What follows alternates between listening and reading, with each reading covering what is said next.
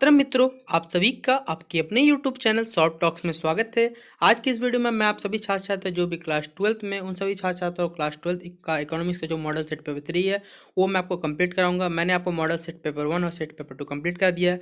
अगर आपने वो वीडियो नहीं देखा तो वीडियो को डिस्क्रिप्शन बॉक्स में आपको लिंक मिलेगा, आप वहाँ पर क्लिक करके वीडियो को देख सकते हैं। ठीक है, तो चलिए हम लोग वीडियो को शुरू करते हैं। तो देखिए, सबसे पहले आपको बातें बता दूँ कि जो आपका एग्जामिनेशन होगा वो 1.5 घंटे का होने वाला है। टोटल 40 क्वेश्चन पूछे हैं, 40 मार्क्स मिलेंगे। हर क्वेश्चन के लिए 1 मार्क्स और एक क्वेश्चन पे आपको 4 ऑप्शन मिलेंगे, आपको बताना कौन सा ये कौन सा गलत है। ठीक है, और सबसे अच्छी बात है कि आपको यहाँ कोई भी गलत अंक के उत्तर के लिए कोई चीज़ गलत दे देते हैं आंसर क्वेश्चन जवाब, तो कोई अंक नहीं काटेंगे, यानी कोई नेगेटिव मार्किंग नहीं। आप चाहे तो 40 में 40 टिक कर सकते हैं। ठीक है, तो हमारा जो पहला सवाल है वो है कि जो शब्द इकोनॉमिक्स यानी अर्थशास्त्र जो वर्ड है कि उत्पत्ति किस भाषा से हुई, संस्कृत से हुई है, आपके ग्रीक से हुई है, या अंग्रेजी से हुई है, फ्रेंच से। देखिए, इकोनॉमिक्स इंग्लिश का वर्ड है। ठीक है, और ये कहाँ से इकोनॉमिक जो वर्ड आया है वो कहाँ से आया ये आपको बताना है। तो ये आया है ग्रीक से, आया है। किस भाषा से उत्पत्ति, इसके ग्रीक, जो ग्रीस देश की जो भाषा उसको क्या है, ग्रीक कहते हैं, इसलिए यहाँ उत्पत्ति कहाँ से हुई, ग्रीक से हुई है।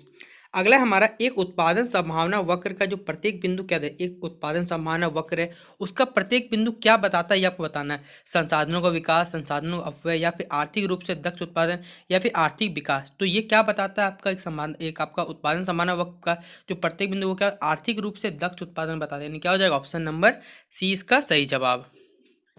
अगला सवाल देखिए, कितना ये पूछा गया, अर्थशास्त्र का जनक किस अर्थशास्त्री को कहा गया है। आप सही छा जान जाते हैं कि अर्थशास्त्र का जनक किसे कहा था, एडम स्मिथ। यानी ऑप्शन नंबर क्या हो जाएगा, डी इसका सही जवाब। अगला सवाल है हमारा कि निम्न में से भारत का अर्थशास्त्री कौन है। ठीक है, इसमें से भारत का अर्थशास्त्री पहचाना, मोहम्मद यूनिस, महबूब उल हक, रघुराम राजन, या फिर आपका एडम स्मिथ। देखिए, एडम स्मिथ इस बार नहीं होने वाला, क्योंकि आप जानते हैं कि वो क्या है, अर्थशास्त्र का जनक कहा गया, लेकिन वो भारत के नहीं है। ठीक है, तो इसका जो आंसर होगा वो होगा आपका रघुराम राजन, क्या भारत के एक अर्थशास्त्री है इनमें से। ठीक है, यानी ऑप्शन नंबर सी इसका सही जवाब। अगला 5 नंबर सवाल जो हमारा कि अर्थशास्त्र मानव कल्याण का अध्ययन है, यह कथन किस अर्थशास्त्री का, अर्थशास्त्र जो है क्या मानव कल्याण का क्या अध्ययन है, स्टडी है। ठीक है, अल्फ्रेड मार्शल ने, एडम स्मिथ ने, लियोनार्ड रॉबिन्स ने, या फिर RGD एलन ने कहा था। तो ये जो आपका कथन है ये किसने दिया था, आपका अल्फ्रेड मार्शल ने किया था। अल्फ्रेड मार्शल का ऑप्शन नंबर इसका सही जवाब हो जाएगा। अगला सवाल है, निम्न में से किसका अध्ययन व्यष्टि अर्थशास्त्र के अंतर्गत किया जाता है। तो किसका अध्ययन जो हम लोग व्यष्टि अर्थशास्त्र के अंदर, राष्ट्रीय आय का निर्धारण, एक फर्म के संतुलन, बेरोजगारी का अध्ययन, या फिर सामान्य कीमत स्तर का जो निर्धारण होता है वो व्यष्टि अर्थशास्त्र के अंतर्गत करते हैं। तो हम लोग किसका करते हैं, एक फर्म का जो संतुलन है वो किसके अंतर्गत करते हैं, व्यष्टि अर्थशास्त्र। यानी क्या हो जाएगा, ऑप्शन नंबर 20 का सही जवाब हो जाएगा।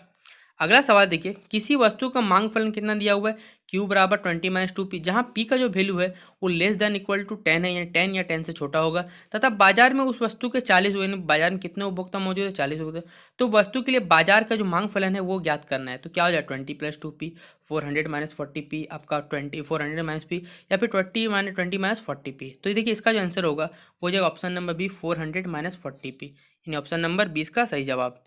तो 7 नंबर का राइट आंसर क्या हो जाएगा आपका, ये हो जाएगा आपका 400-40, ऑप्शन नंबर बी हो जाएगा सही जवाब। अगला क्वेश्चन हमारा कि अर्थशास्त्र में उपयोगिता शब्द से जो क्या तात्पर्य है, सुख का, आनंद का, आवश्यकता संतुष्टि, या फिर आपका दुख से। ठीक है, तो अर्थशास्त्र में जो उपयोगिता वर्ड होता है वो किसको बताता है, जो हमारी आवश्यकता उसकी संतुष्टि को बताता है। यानी ऑप्शन नंबर क्या हो जाएगा, सी इसका सही जवाब। अगला क्वेश्चन है, निम्न में से किसका मान ऋणात्मक हो सकता है, औसत उपयोगिता का, औसत लागत, कुल उपयोगिता, या फिर सीमांत उपयोगिता।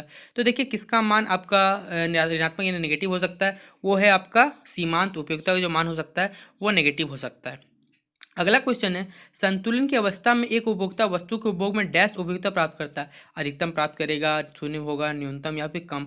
तो वो क्या प्राप्त करेगा, आपका अधिकतम प्राप्त करेगा। यानी ऑप्शन नंबर कहाँ है, ए नंबर में इसका सही जवाब हो जाएगा। अगला हमारा 11 नंबर क्वेश्चन देखिए, एक बजट रेखा। ठीक है, एक बजट रेखा पर अवस्थित किसी बंडल के क्रय करने पर एक उपभोक्ता की डैश आय खर्च होती है, शून्य, आधी, संपूर्ण, या फिर आपकी एक तिहाई खर्च होती है। तो कितनी खर्च होगी, संपूर्ण हो जाएगा। जब किसी बंडल के क्रय करने पर उपभोक्ता की कितनी खर्च होती है, संपूर्ण। यानी क्या हो जाएगा, ऑप्शन नंबर सी इसका सही जवाब हो जाएगा।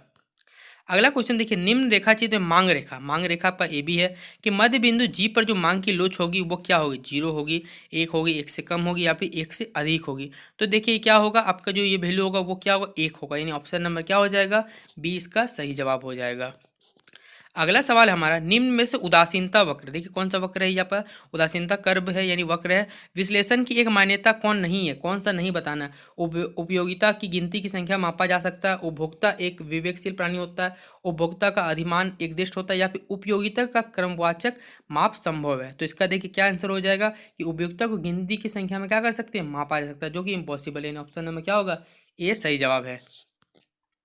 अगला सवाल हमारा कि एक उपभोक्ता अपनी 20 रुपये की दो वस्तु रसगुल्ला और गुलाब जामुन पर खर्च करने के लिए इच्छुक है, ठीक है। एक आदमी इसके पास अपने 20 रुपये किस में खर्च करना चाहता है, दो वस्तुएं रसगुल्ला और गुलाब जामुन, दोनों वस्तुओं की कीमत है 4 रुपये और 5 रुपये तथा मात्राएं क्या है, x और y। तो बजट रेखा का समीकरण क्या होगा, देखिए इतना इजी क्वेश्चन पूछा गया है। आप सभी जानते हैं कि टोटल पैसा कितना है, मेरे पास 20 रुपये है, आपको रसगुल्ला का खरीदना है, गुलाब जामुन खरीदना है, आपको सामान क्वांटिटी भी दिया हुआ है, पैसा भी दिया हुआ है। तो इसका जो समीकरण यानी इक्वेशन बनेगा वो क्या बनेगा, 4x + 5y = 20। और ये कहाँ है, ऑप्शन नंबर सी में, यानी 14 का क्या हो जाएगा, सी इसका सही समीकरण हो जाएगा।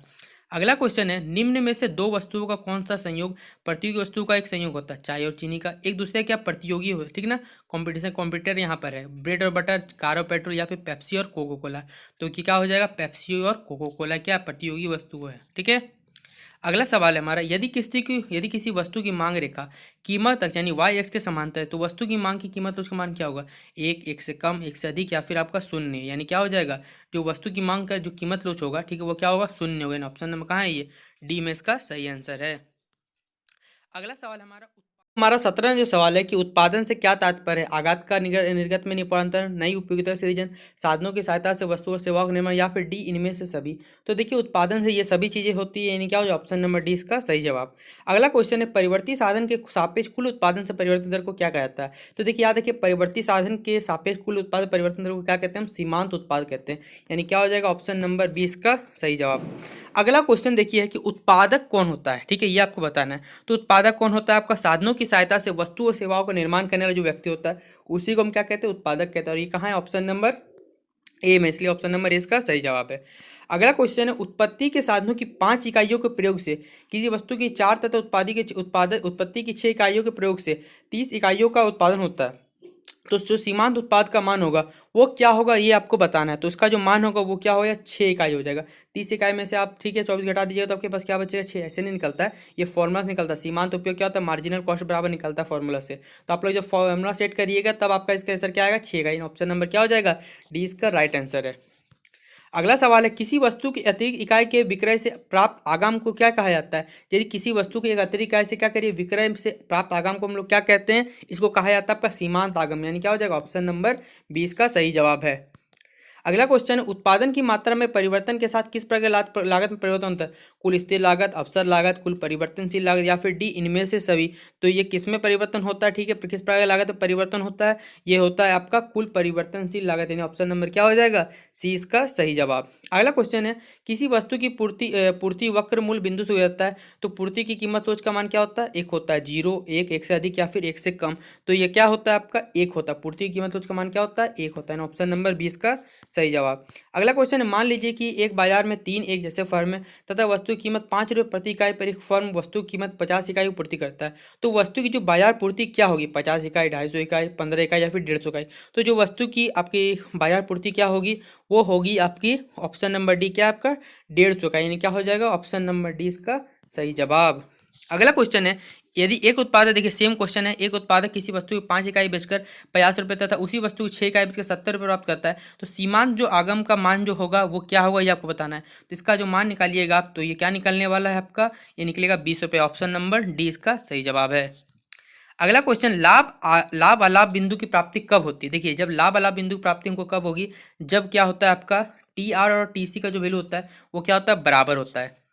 अगला क्वेश्चन है, अल्पकाल में एक उत्पादन बंद करता है। अल्पकाल में क्या करता है, एक उत्पादक उत्पादन बंद करता है, लेकिन जब कीमत क्या होती है ये आपको बताना है। तो जब कीमत क्या होती है, न्यूनतम एबीसी से क्या हो जाती है, कम, यानी ऑप्शन नंबर डी इसका सही जवाब है। अगला सवाल है हमारा, दीर्घकाल में एक पूर्ण प्रतियोगी फर्म को किस प्रकार लाभ प्राप्त होता है, ऋणात्मक लाभ, असामान्य लाभ। देखिए दीर्घकाल में पूछा गया, ठीक है, तो इसका जो आंसर होगा वो क्या हो जाए, सामान्य लाभ प्राप्त होता है, यानी ऑप्शन नंबर सी इसका सही जवाब है। अगला क्वेश्चन हमारा कि एक वस्तु की मांग और पूर्ति क्रमशः Q बराबर 10-2P है तथा Q बराबर 5 + 3P है। तो साम्य कीमत जो होगी उसका मान क्या होगा, इसका मान जो होगा वो क्या होगा, 1 होगा। आप निकालिए तो क्या निकलेगा, 1। अगला क्वेश्चन, यदि किसी वस्तु की 5% वृद्धि करने पर, देखिए ये क्वेश्चन कैसे निकालिएगा, जब कीमत में वृद्धि बोला गया है और फिर पूर्ति में वृद्धि, तो आप लोग क्या करिएगा, जो पूर्ति में वृद्धि है और आपका वस्तु की कीमत वृद्धि दोनों को डिवाइड कर दिए, यानी 4/5, और ऐसे कैलकुलेट करिएगा तो आंसर आएगा आपका 0.8%। कहाँ है, ऑप्शन नंबर ये है सी में, यानी ऑप्शन नंबर क्या हो जाएगा, पूर्ति की कीमत उसका मान क्या हो जाएगा, 0.8 हो जाएगा आपका। ठीक है, अगला सवाल है, किसी फर्म के लाभ को इनमें से किसके द्वारा प्रदर्शित किया जाता है। देखिए किसी फर्म में जो लाभ होगा किसके द्वारा दिखाया जाता है, ये दिखाया जाता है T R minus T C का इक्वेशन होता है। ठीक है, जो फॉर्मूला होता है ये होता है।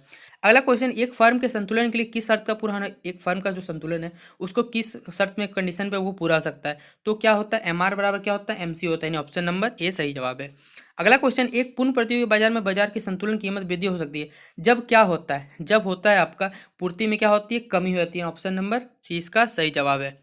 अगला क्वेश्चन, श्रम से क्या तात्पर्य है। देखिए श्रम से क्या तात्पर्य, एक व्यक्ति के द्वारा जो किया गया कार्य प्रति घंटा उसी को क्या कहते हैं, हम श्रम कहते हैं, यानी क्या होगा, ऑप्शन नंबर डी इसका सही जवाब है। अगला क्वेश्चन, यदि श्रम का सीमांत उत्पाद एमपीएल तथा वस्तु का मूल्य पी है तो श्रम के सीमांत उत्पाद का मूल्य ज्ञात करने के लिए हम कौन सा फॉर्मूला इस्तेमाल करेंगे, ये फॉर्मूला इस्तेमाल करेंगे, ऑप्शन नंबर है पी इंटू एमपीएल, यानी ऑप्शन नंबर ए इसका सही जवाब होगा। अगला क्वेश्चन है, एक एकाधिकारी वस्तु की मांग की कीमत किलो 1 से अधिक तब होती है जब क्या होता है, याद रखिएगा, जब सीमांत मान क्या होता है, धनात्मक होता है, सीमांत मान पॉजिटिव होता है तभी होता है ये, यानी ऑप्शन नंबर 20 का सही जवाब है। अगला क्वेश्चन, दीर्घकाल में संतुलावस्था में एकाधिकार की तुलना में पूर्ण प्रतियोगी बाजार में उत्पादन की मात्रा डैश होती है, कम, अधिक, शून्य या फिर बराबर, तो इसका जो वैल्यू होता है वो क्या होता है, अधिक होता है, यानी ऑप्शन नंबर 20 का सही जवाब। अगला क्वेश्चन, विभेदीकृत कीमत किस बाजार की विशेषता है, पूर्ण प्रतियोगिता, एकाधिकार, एकाधिक प्रतियोगिता या फिर आपका अल्पाधिकार, तो ये किस में होता है, ये होता है आपका एकाधिकार, यानी ऑप्शन नंबर 20 का सही जवाब है। अगला क्वेश्चन, दीर्घकाल में असामान्य लाभ की प्राप्ति किस बाजार में होती है, पूर्ण प्रतियोगिता, शुद्ध प्रतियोगिता, एकाधिकार या फिर स्थानीय बाजार, तो ये किस में होता है आपका, ये होता है एकाधिकार, यानी ऑप्शन नंबर सी इसका सही जवाब है। अगला क्वेश्चन है, एकाधिकार में क्रेताओं की संख्या क्या होती है, एक, जीरो, कम या अधिक होती है, तो ये क्या होती है आपकी, एक होती है, एकाधिकार में क्रेताओं की संख्या कितनी अधिक होती है। तो देखिए ये थे आपके इकोनॉमिक्स के सेट 3 के 40 क्वेश्चन मैं आपको डिस्कस कर दिया।